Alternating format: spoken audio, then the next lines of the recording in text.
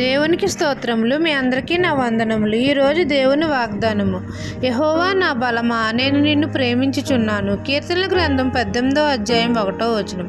సైన్యములకు అధిపతి అయిన యెహోవా నా బలమా, నేను నిన్ను ప్రేమించుచున్నాను. మన తండ్రి అయిన యెహోవాను మనం ఎల్లప్పుడూ ఆయనను ప్రేమించాలి, ఆయనను ఆరాధించాలి, తండ్రిని ఘనపరచాలి. మన తండ్రి అయిన దేవుడు మనకు బలము, మనం ఆయన పిల్లలము, ఆయన మేపు గొర్రెలము. మన తండ్రి మనకు సహాయకుడు, మన తండ్రి మనకు శైలము, మన కోట, మనల్ని రక్షించువాడు. మన తండ్రి అయిన యెహోవా మన కేడము, మన రక్షణ శృంగము, మన ఉన్నత దుర్గము, మన దేవుడు. శ్రమలో తండ్రికి మనం మొరపెట్టినప్పుడు ఆయన మన మొర ఆలకించి మన శ్రమలన్నిటి నుండి విడిపిస్తాడు.